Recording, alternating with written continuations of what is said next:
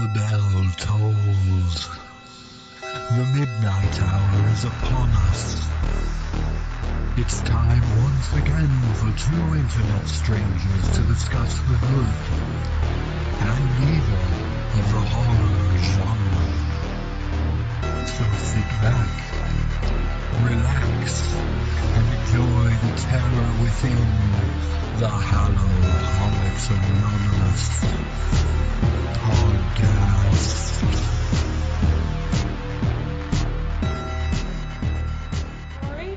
Yes.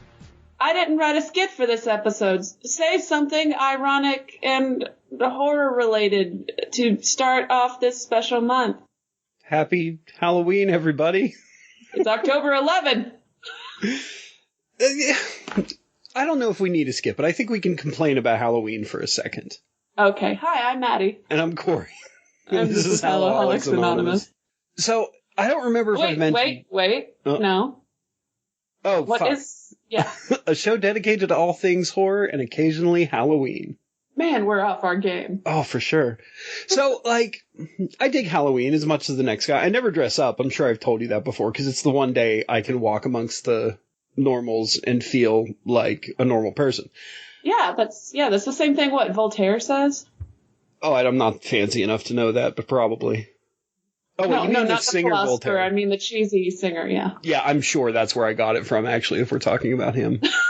But no, for real, every day is technically Halloween for me. So, the fact that I live in a college town, so it's a whole week-long to-do here with drunken people dressed up like, I don't know, sexy goats, whatever they do.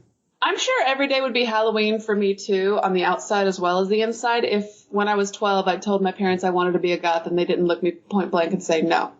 Well, see, that's the thing. You're not supposed to ask. You're supposed to just slowly start transforming into that until one day you're all ripped pants and fishnets, and they can't do anything because you've ruined your entire wardrobe and they don't have enough money to buy you more.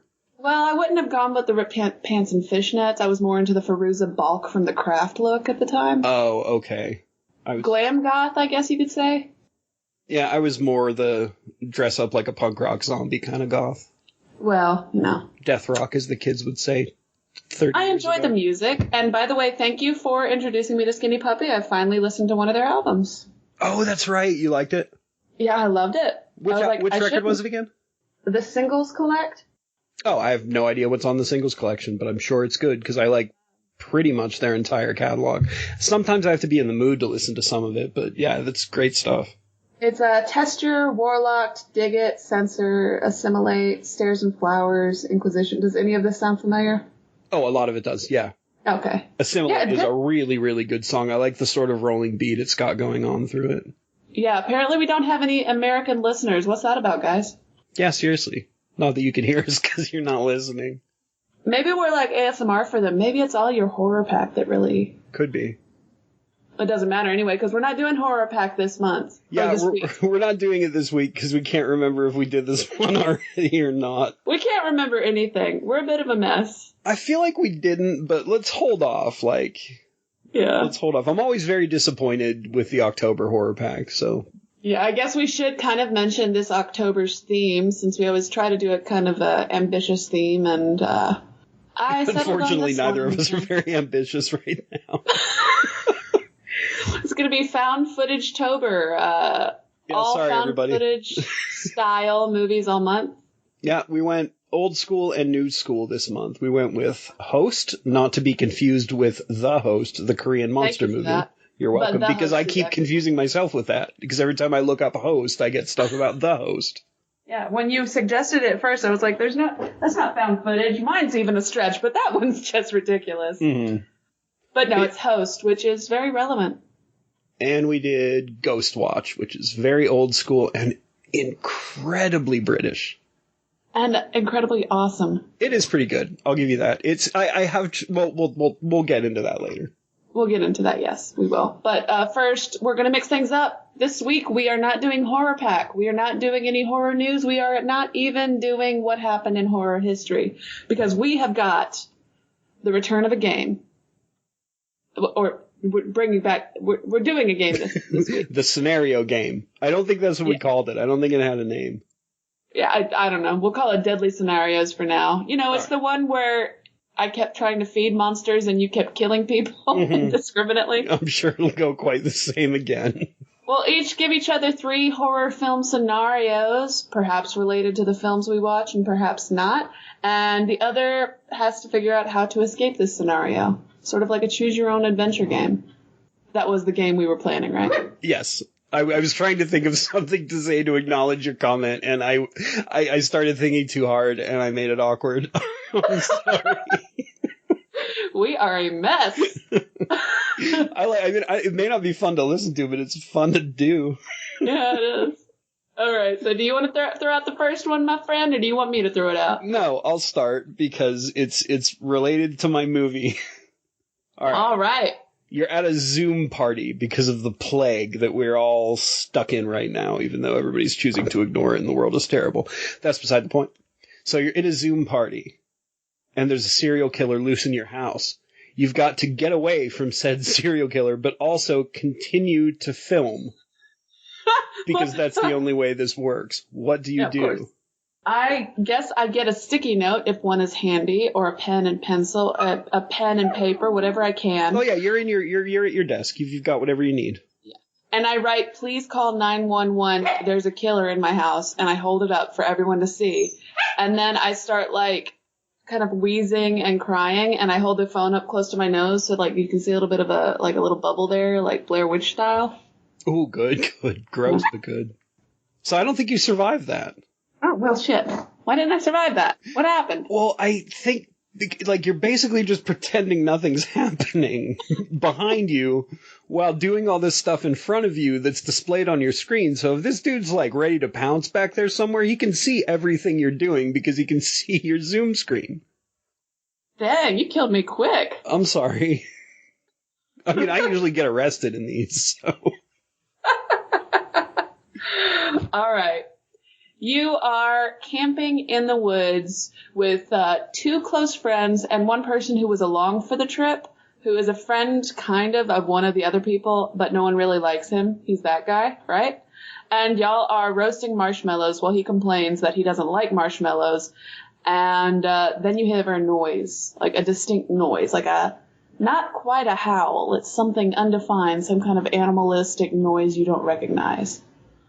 All right, first off, you described exactly a possible camping trip that I could go on at any moment, because I only really have 2 really good friends, and one of those really good friends has a friend that, I tolerate, but he drives me crazy. And he would definitely complain about marshmallows for some reason. He would find a reason to bitch about marshmallows. So if I'm camping, I'm drinking lots of whiskey, and I'm armed. I thought you were going to say White Claw. No. I only drink White Claw in the privacy of my own home where I can't be ridiculed for it. That's not true. I would totally take White Claw camping and deal with it. So yeah, chances are I'm drunk on whiskey and I'm armed if I'm in the woods. So I would probably be like, what the hell was that? And I'd hear it again, and I'd probably just shoot in its direction. Maddie, what did I just murder? You just murdered your best friend's dog. Ah, shit. Yeah, you see, he had forgotten that he tied it up behind this one tree. You had forgotten because you're drunk off of whiskey. So you just killed a dog. Obviously, your friend is not really happy. And you ruined the camping trip. Huh. I guess I have to kill everybody else then. There goes my friend triangle. Or square, I guess, in this case. Not a circle. Not enough for a circle. You're in the jungle trying to figure out the mystery behind the fates of the last film crew that went into this jungle. And you yourself have a film crew. Hence the continuation of the found footage theme that I forgot about in my answer. You're running low on supplies, and you occasionally see things flitting from tree to tree in your periphery, excuse me. Does the truck work? I mean, you're in the jungle, no, there's no roads.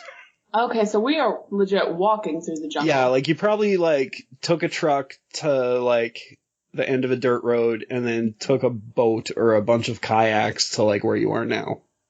Is there enough? Do we have enough supplies to turn back at least to get to the last like? Oh no. No. Okay. No, well, you're first at like of all, turtle killing levels of supplies. all right. I'm probably pretty mad at whoever was supposed to keep track of that shit. We're supposed to be professionals, and we're going out blindly to get ourselves killed, very 1910 Explorer style. I guess my first thing is to make sure that there's someone in front of me and behind me, so I'm not the first one who gets hurt. And I suggest we find a source of water so we can at least make our way towards something. You all die of dysentery because you drink water in the I jungle. didn't say drink the water. I said find a source of water like a river. Well, somebody's going to drink and die of dysentery. Well, damn it, Corey. It's not me. I'm not going to drink dirty river jungle water. I've watched enough Hallmark movies. Not Hallmark, Lifetime movies. Is there a lot of dirty river water in Hallmark movies? Or Lifetime movies? The survival films about young ladies who had crash landings in the 1980s. That's like a Lifetime genre? I would have never guessed that. Well, I mean, biopics. Oh, okay. I'm picturing like weird like rom-coms. That would be a great rom-com. Very Romancing the Stone, but... Oh, it's such a good movie.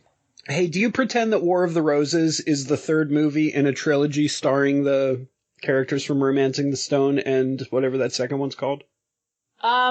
No, because I don't think that guy would have ever settled down and become a general businessman. Oh, it's really fun to look at it as the third in a trilogy, though. Like, that's their fate. So did we die? Probably. You're in the jungle and you don't have anything. Okay, all right. Well, that's my second scenario. I'm only on my second scenario for you. Yes. Out of 3 each? So you just moved into a new house, right? Mm-hmm. With your girlfriend. And, I'm assuming sorry, I have a girlfriend. That would be better than that. Yeah, it could be a friend who's a girl. Okay. It's just not your mom. Yeah, fair enough. And she tells you she has a lot of, you know that she has a lot of traumatizing experiences from things as a child. Not really an abusive family, but she's just a little paranoid and superstitious. So you bring a Ouija board home one night just to, see if you can make her calm down by pretending to summon something or trying to summon something. That doesn't sound like a way to make a paranoid person calm down, Maddie. Well, you're a man. And fair enough. When you ask for it to give you a sign, it throws your girlfriend across the room. What do you do? Huh. I can't just leave. How long have I known this person for? Maybe I can just leave. 2.5 years. Shit. I can't just leave. Well, I guess I go and I help her up. Mm-hmm. And then it never helps, but I set the Ouija board on fire. Okay, all right. And I probably look for something near me that I can use as a weapon. Like there's a kitchen. I can get some knives. All right, where did you set the Ouija board on fire? Middle of the room. I'm not thinking right now. Okay, yeah, you just started a fire in your living room. Okay. The doors are locked before you can, escape, and you die. Sounds about right. Do I take the demon with me, though? No, it's not alive. Yeah, I guess it's not corporeal at that point. Yeah. All right, you and your friends. So far, wait, hold on, let's check the score. So far, you have shot your friend's dog and lit your house on fire. Right, and you have died twice? Yes. Yeah, you died twice. First one was a funnier death, but regardless, You died twice. All right, so you and your friends stumble upon a wrecked spacecraft that gives you inexplicable magical powers. Okay, all right, I'm into it. One of them wants to use it for evil. You know what? Let's say there's 3. One wants to use it for evil, one wants to use it for good, and one is neutral. Mm-hmm. He just wants to use it for whatever he feels like using it for at that time. Okay. So, which one are you, and what do you do to either pull someone to your side, or stop someone, depending on what you choose. I want to use it for good, and I will explain persuasively with a very detailed PowerPoint presentation why that would be in all of our favors. All right, so the neutral guy joins you, but the evil guy punches a hole through the neutral guy. Oh. And then you two, I guess, have to fight. I think you survive. Okay, great. But it's a stalemate in this case because you both have, like, the same power set. So yeah, I guess you live through that one, but you're really sad now and probably have some PTSD because you saw a dude get a hole punched through him. Oh, but at least I learned that there is some power to a well-organized PowerPoint presentation. Yeah, that is an important lesson. Okay, my final scenario for you. It's Halloween night, and you have a security camera, like, staged from the front of your house, and kids have been knocking on your door all night, getting candy from that big old bowl that says take only one, but, filling their pillowcases anyway. And at the very end of the night, when the candy bowl is empty, you hear a knock, but you see nothing at the camera. What do you do? I go to the door, and I yell through the door. I don't open it. I tell them to go away. I'm armed and probably drunk. I don't know. Yeah, I'll tell them I'm drunk, too. That would be scary. Okay. Nobody wants to deal with a drunk guy with a gun. All right. And I tell them it is in their best interest to leave. See how grown up that was of me, sort of? Yeah. I didn't just go in blind. All right. You hear a knock on the door again.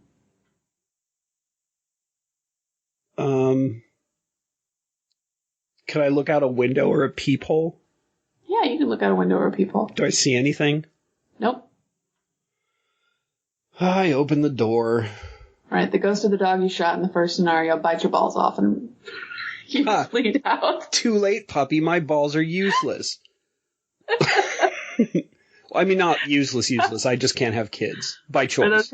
Are those your final words? Yes. As I bleed to death, those are my final words. That are now etched on my tombstone because someone looked at the recording of the camera and thought it would be funny. So probably me. Probably.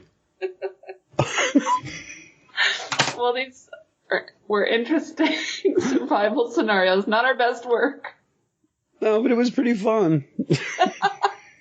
All right, I guess, are we ready to launch into our first film? I believe so. Okay. I actually found a trailer of mine. Huh. Saturday night, we'll be visiting the most haunted house in Britain. God, so British. Oh, so much head turning and looking at things. Ghostwatch, a Screen One special for Halloween, Saturday at 9:25 on One. At 9:25 or September 25th? At 9:25. It was on Halloween night. Why did they write it? Did you see it was like 9.25? I don't know. They're British. They do weird things. Fair enough. Ghostwatch, a live recording of interactions and a seance, perhaps, at the most haunted house in England. Depicted as if it's a true story, irresponsibly, with actual people who were professionals known for reporting, with a very small disclaimer at the opening of the show that it was fictional. Except for Rimmer.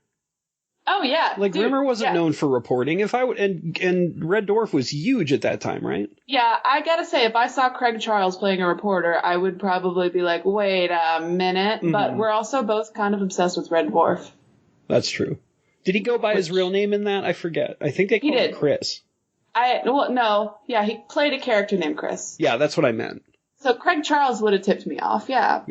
As a Red Dwarf fan, but I would think if I was like maybe a 13-year-old who'd never heard of the show. Yeah, and if they would have made him just be Craig Charles, like if he was just like a celebrity reporter because they're doing this cool thing, I think that would have sold it to me better.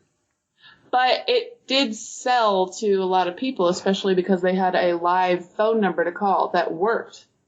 Oh, I didn't know that.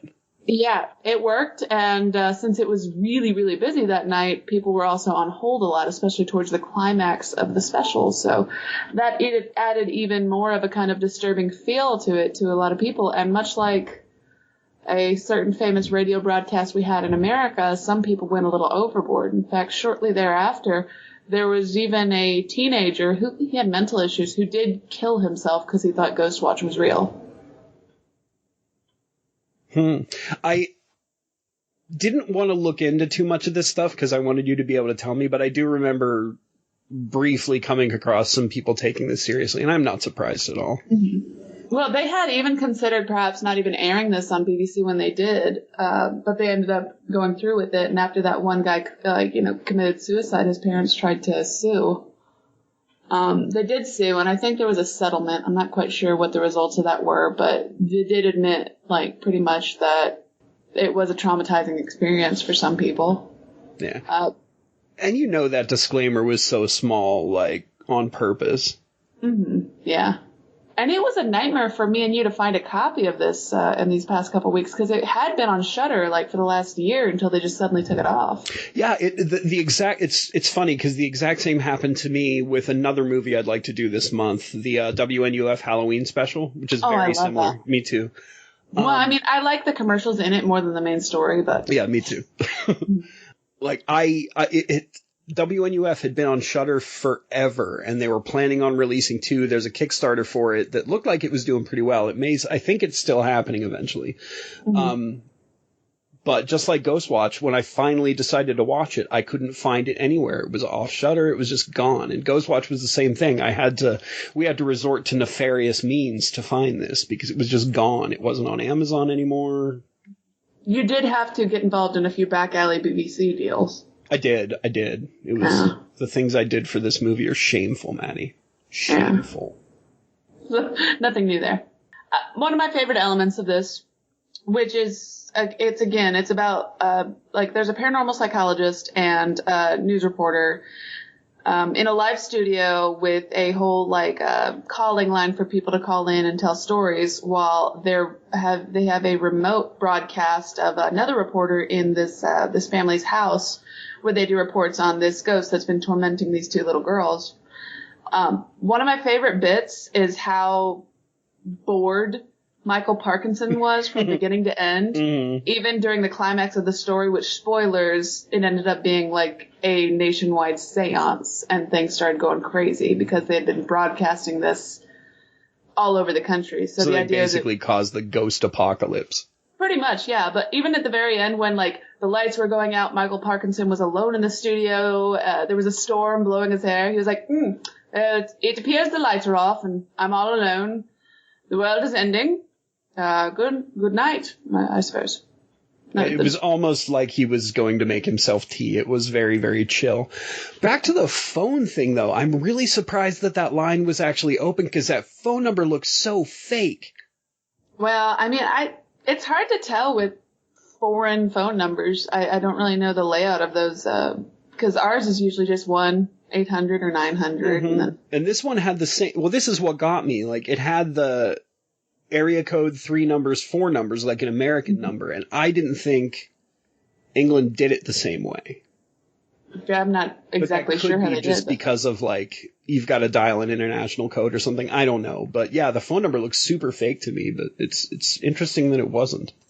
The writer had actually planned initially for this to be a mini-series, which 3 or 4 episodes with these 2 people kind of investigating this mystery around this house. And then the final episode would have been a live television style broadcast like this ended up being. And the network was like, no, just do 1 special. I don't think anyone's going to watch that. But I think if they made a series like that now, it would definitely get produced by Netflix. Oh, for sure. And it would be so much more effective, I think. Not that this wasn't effective, apparently, if people were offing themselves because of it. In its own way. The kid who killed himself did have the mental age of a 13-year-old. Oh, okay. But yeah, like slow burning something like this, starting off as a skeptical investigation and then slowly building over the period of weeks would be perfect for something like this. It might have done really well on the Travel Channel, like mid-2000s when the Travel Channel was still big and YouTube and Netflix and all that hadn't really, really taken off yet. Yeah. Like during the height of Bourdain and Zimmerman and Ghost Hunters. Yeah, and that guy that wore the Affliction shirts and was psychic. Or at least that's how I remember him. Oh, are you talking about the one with the guy who, like, was sort of Irish and he had his spirit guide named Sam and he turned out to be a big hoax? I don't remember. I just remember him always trying to be tough. Probably a different guy. I don't know. There were so many different random ghost shows on the Travel Channel, and they were all delightful. I didn't watch. I watched a little bit of that one on Sci-Fi with the plumbers. Oh, I loved the cheesy documentary they would release every Halloween, like the same one, where it would like tell you a historical story about a murder or something and the ghost that torment a castle or something. And you'd see the fuzzy dramatizations of the actors dying and then their ghosts haunting. And I just loved it. That's not the one I'm talking about. What? I don't know what you're talking about. That actually sounds good. The one I'm talking about was, they called themselves Taps. What was that? I don't know. I haven't seen it. Yes, you have. Hold on. And fun fact, Saturday is on, I believe it's Saturday is, Halloween is on a Saturday this year. It is. And this was in 1992 on a Saturday as well. Ghost Hunters, that's what it was called. Ghost Hunters, that was the first thing I listed. Oh, I must not have been listening properly. I'm sorry. That's okay. When you're watching Ghostwatch, you don't properly listen in until halfway through, really, when things start to happen. I spent half of it looking at motorcycles on Facebook. Yeah, the first half, because I'd forgotten, since it's been so long since I'd seen this, I was like, why did I like this so much? And then it picked up and I was like, oh yeah. Mm-hmm. They did a very effective, it was effective at establishing a sense of reality in a way, like, technically that a lot of found footage struggles to do. So even though this isn't explicitly found footage, it was before that even became a genre, and I think it's a good kind of ancestor to it, really. Yeah, I think if it was released now, it would be considered way too tropey, but that's because this came out before the tropes existed. Like, the whole little girl faking part. Yeah. Like, that is so overdone now. In both found footage, well, I don't know about found footage. I honestly haven't watched that many.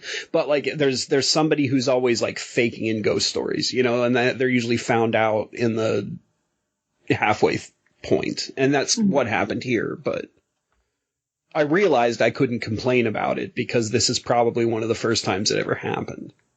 Yeah, I mean, I think for what it was, it's worth watching at least once. It's dated in a good way because it's dated based on the style of broadcasting at the time. So you can put yourself in that time period, I guess, that mental frame. Yeah, and then the sheer amount of shoulder pads and popped collars as well will... Mm-hmm. Well, popped collars on jackets, not that bro-y thing that people were doing in the late 90s. And they did a cool thing with the heat camera towards the end that I really appreciated. I thought that was cool. I'm sorry, say that again? The sensor, the camera that like records things in the dark based on body heat. I thought they did a good job with that. I did too. That was a little unsettling for me. Like, yeah, I agree. Yeah, and in some ways it's like it was almost difficult to tell whether it was her calling out to the man holding the camera or something pretending to be her at first. Yeah. And I think like this is why I tend to get more freaked out, or as freaked out as I get, I guess, when I'm watching micro-budget stuff, because they need to get more creative like that, you know, like the bigger budget stuff just rely on CGI and just rely on that crap, but like stuff like this, they're relying on like old school heat vision cameras they're actually using, you know what I mean? So like you're actually seeing this the way it was meant to be seen. I mean, of the found footage kind of style films, it's definitely, this one is at the top of my list, which was it's the first one I picked. I think Cannibal Holocaust is still up really high on my list, but I won't make you watch that. So, do you have much else to say on Ghostwatch? I don't think so. Okay, cool. But I'm just still surprised so many people took it seriously when Rimmer was a main character. He's not in it much, so yeah, I'm not sure. I have no idea. Craig Charles is awesome. I'll never believe he's a reporter. You know, I shouldn't be surprised. Like we're essentially living in a world where people are choosing to believe or not believe shit that's real and happening right in front of us all the time. So I take it all back. Of course people thought this was real. The human race is a gullible species. Well, as you know, truth isn't truth, my friend. No, unfortunately it is not. Yeah. Yeah, before we transition into the next film, I'd like to just give a quick nod to VHS 2. Ryan, my boyfriend, had me watch a couple sequences from it this afternoon because one of them is directed by one of his favorite directors who also did an excellent film, well, 2 excellent films called The Raid and The Raid 2. And The Raid is great. That's with, it's great. What's his name? Rama by Iko Uwais. I know I'm saying that wrong. Oh, I want to watch this. This isn't what I was thinking of. But yeah, I want to see this too. Yeah, I think that's Iko Uwais. Yeah, but the sequence in VHS 2 that's directed by Gareth Evans, who directed The Raid and The Raid 2, if for anything, it's definitely worth watching VHS 2 for that sequence alone. It's pretty cool. It's about a small documentary crew going into the compound of an insane cult leader to interview him, and things don't go 100% well. Oh, that sounds awesome. Yeah. There's also a sequence with a dog I wasn't a big fan of, but that sequence I liked. Yeah, now that I'm thinking people compared The Raid to the newer Judge Dredd movie, the one that was just called Dredd. And is there an American remake of The Raid, maybe? I'm not familiar with one, but I think The Raid itself was absolutely excellent. And if you like great action and fighting choreography, or even if you're a Bruce Lee fan because of his classic Gauntlet film, what was that one where he goes through the building fighting every level of bad guy? Oh, you're calling upon Corey to remember something that he watched 25 years ago. He was in a yellow jumpsuit. Well, while she's looking for that, I will completely Game of Death. Game of Death. Okay, yeah, I don't remember that one at all. Yeah, it kind of in some way reminds me of Game of Death because the SWAT team is working through, well, I don't know if they're quite a SWAT team, there might be another term for them, working through every level of this hotel filled with, like, thugs and mafiosos. So while we're talking about stuff we've watched, I forgot to mention that I watched all of Haunting of Bly Manor this week. Oh, was it good? It was not as good as Haunting of Hill House, but I enjoyed it. It does a little bit of weird timey-wimey stuff, and it's a little hokier than Hill House. But I still enjoyed it. It's not nearly as sad as Hill House either. It's pretty sad, but it's not nearly as soul-crushing as Hill House was for me. Did you finish Hill House? I did not. It was just so depressing. Yeah, it crushed me. Like, I was going to watch it again in preparation for Bly Manor, but I couldn't. And I'm still going to try at some point, but maybe not right now when I just got out of my weird paranoia state a couple months ago.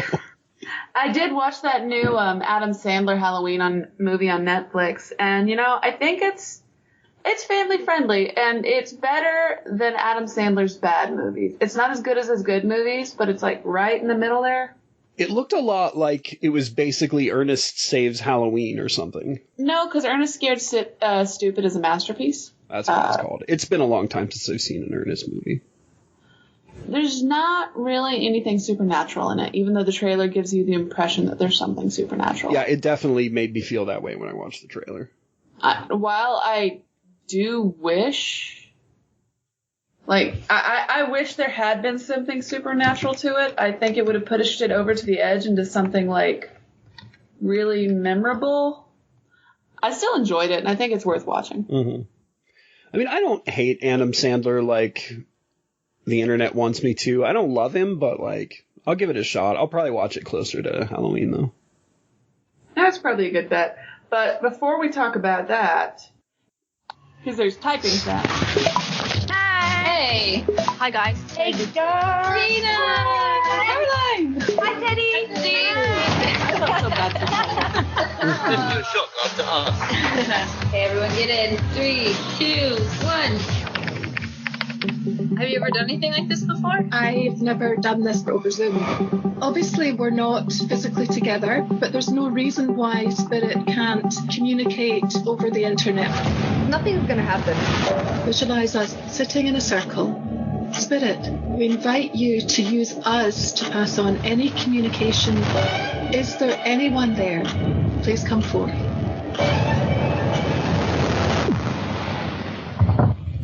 What was that? Amy, was that you? I heard it. I heard something. I think there's something here. Did you see that? Oh, Emma, no. funny.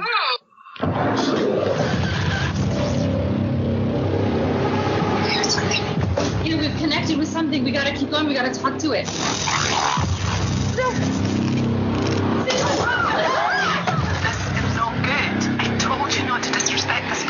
Could be something demonic. Hey, this is all your fault! Not my fault! This is your fault!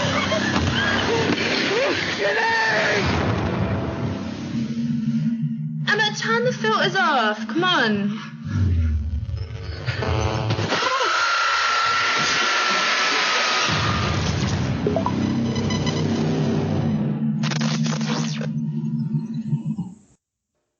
This movie was an hour long. I was surprised.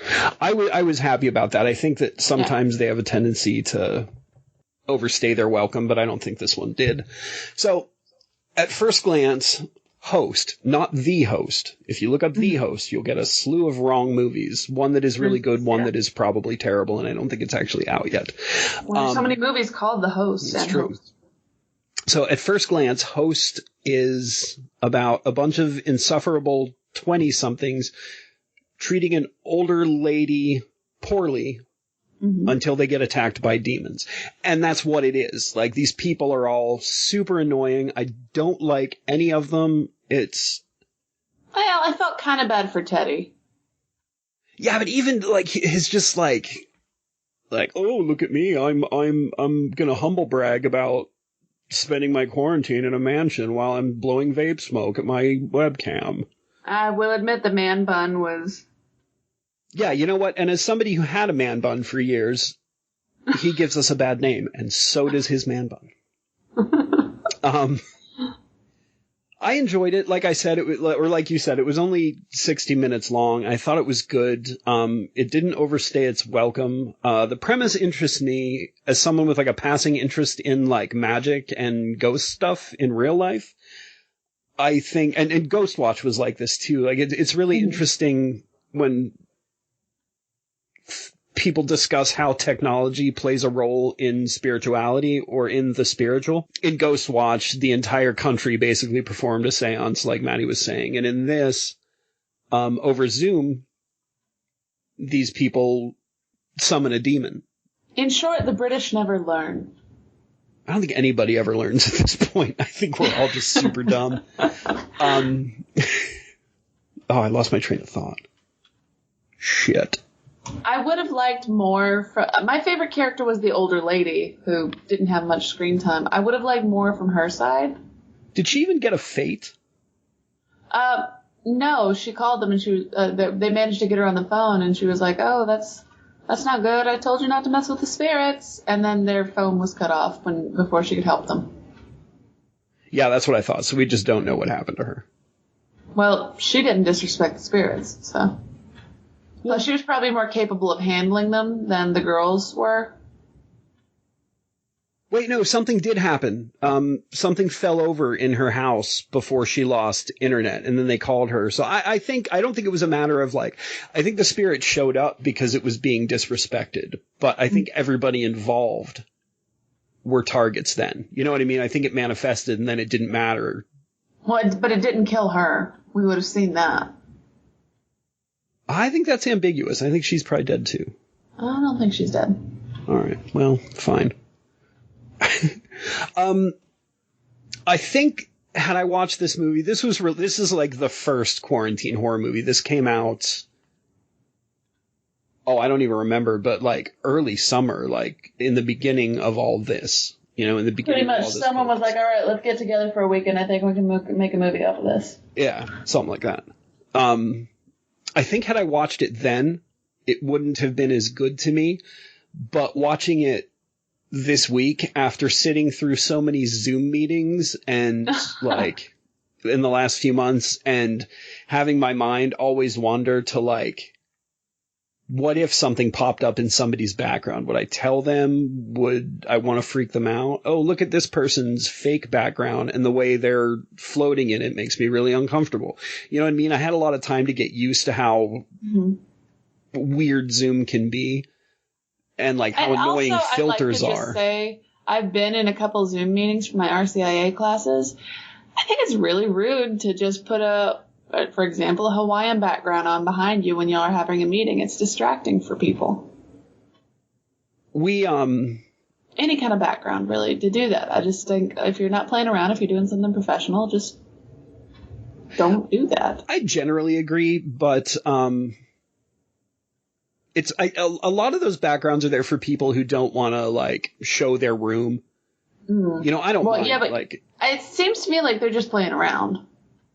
Oh, yeah, I think a lot of people are, and that annoys me. But I've seen some people who've done, like, one of the guys in my department puts up I think it's an old theater he used to work at. So he's got that kind of as his background, and I think that's all right. But, I mean, I'm in theater, so there's professional backgrounds are not necessary for our Zoom meetings.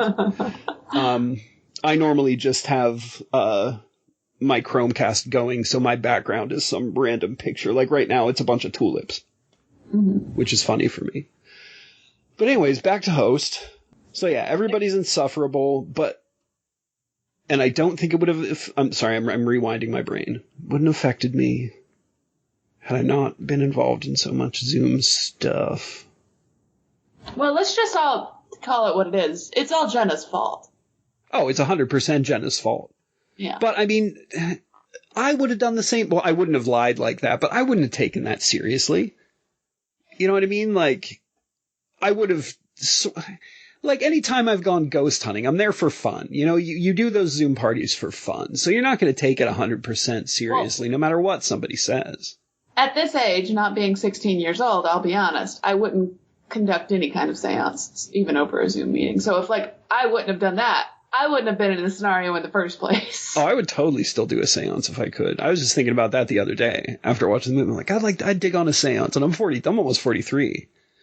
I mean, I went ghost hunting. The idea of opening doors just creeps me out. Yeah, no, like, me even too. if I don't think it would happen, just leaning into the possibility it could. Yeah, no, that scares me too, but that's also why, like, I want to live through a horror movie at some point, and I want to do as many things that'll get me there, like, but I'm incapable of taking anything seriously ever, so the time I went ghost hunting, I was a big moron about it, and I think I entertained I think I was more entertaining than I was annoying to everybody, but I'll never really know. And I'd probably do the same thing at a seance. I don't think I could take it. I mean, I wouldn't make I have way too much respect for the dead to make up a story about a friend hanging himself. That's pretty messed up. I'd never do that. I do love the idea, though, of what the psychic pointed out, is that by doing that, she gave it a mask. Yeah, I thought that was really cool, too. And that was something Bly Manor, sorry to go back to this, but I just watched it. Bly Manor sort of touches upon this, too. Like, as ghosts get older, they become forgotten, and they sort of, everything that is them is washed away. So they end up these like faceless things, you know what I mean? So some of that some of that series is about giving stories back to spirits. Oh, I completely think of it as just giving a demon a disguise.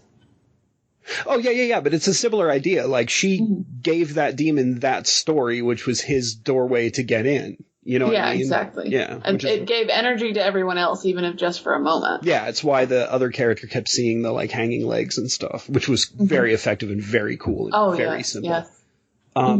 So for a movie about a quarantine seance, they must have broken quarantine so many times to set some of that stuff up. Oh, yeah, no kidding. Because it's a micro budget, so every time a chair flew across the room, that would have had to have been rigged. There were some stunts with people flying around. That would have had to have been rigged by a professional. So I couldn't help, as someone who went like a little crazy during quarantine, I couldn't help but think like, you're breaking, like your characters keep talking about not going outside, not doing this and not doing that, but you guys are doing it to film this movie.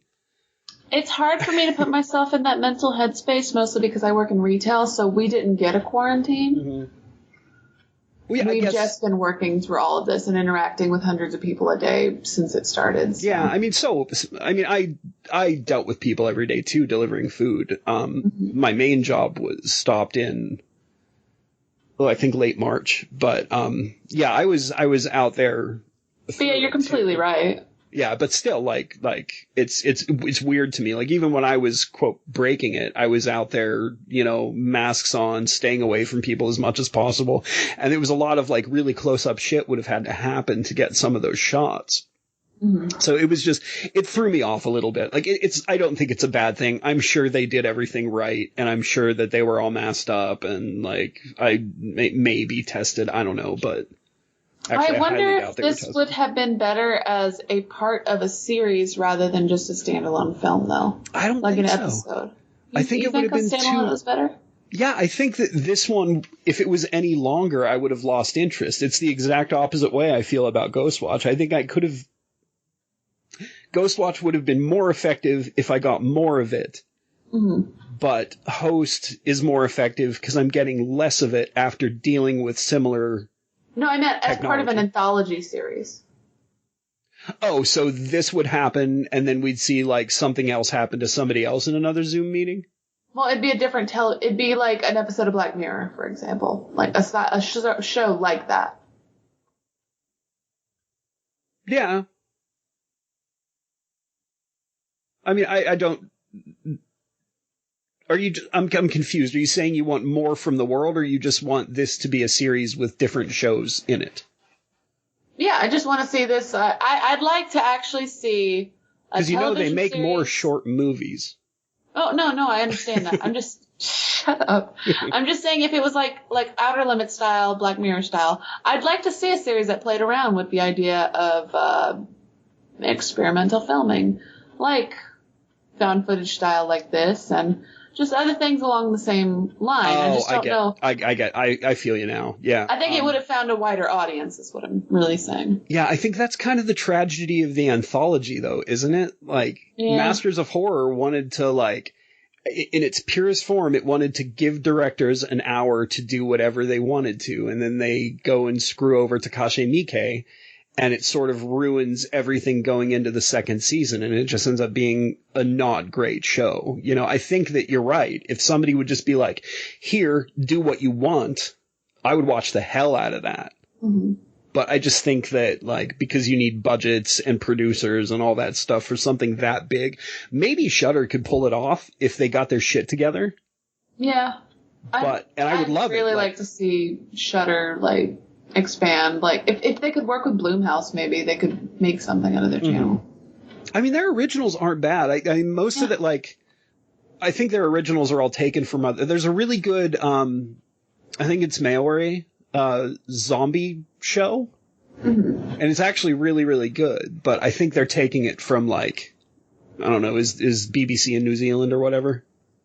I don't know how countries work. It's something like that, and it might not even be New Zealand. I don't know, but I agree with you, is what I'm saying. Yeah, as it stands, though, it's good. Is it the greatest thing I've ever seen? No. But it's not the worst found footage film I've ever explored. Certainly not. I liked it, but I would much rather watch Unfriended again. You know what I mean? Oh yeah, exactly. I think Unfriended did it perfectly. No one else needs to do it. Yeah. But Unfriended 2 was actually really good too. Oh, I need to catch that one. Yeah. But yeah, I mean, The Host isn't bad. I kind of like the chick who was pretty much drunk the whole time. I felt bad for her. The one with the boyfriend? No. Well, yeah, the one with the boyfriend, because she just wanted to hang out and drink wine. Mm. Oh, that reminds me. The scene where the girl who recorded herself, who made her own friend. Yeah. And it was like, that was a very good scene. I don't know if I want to get into it too much. I don't want to ruin this whole thing for people. Let's not reveal everything, but that was very effective. And and I thought her emotions were really effective too. I think she was probably the most believable, and I can't say I wouldn't be that girl. I would probably be the one crying and chewing my fingers when I was like, oh, shit's going down. Oh, if I had to pick a character, who would I be? You'd be the girl drinking wine, and you know it. You'd make us watch you pee on Zoom. Okay, you're right. I would. Or I'd be as annoying as Teddy. Aww. I hate Teddy because he's a mirror into my own soul. There's no way you'd be that clingy with your girlfriend. Oh, God, no. God, no. I am terminally unclingy. I thought they were all a bunch of, like, whiny, jealous bitches, though. It's like, okay, so he's happy with his girlfriend and he wants to spend time with her. Why are you being bitches about it? Oh, God, they were all terrible. Like, everybody in the show is everything I hate about people. Even the medium.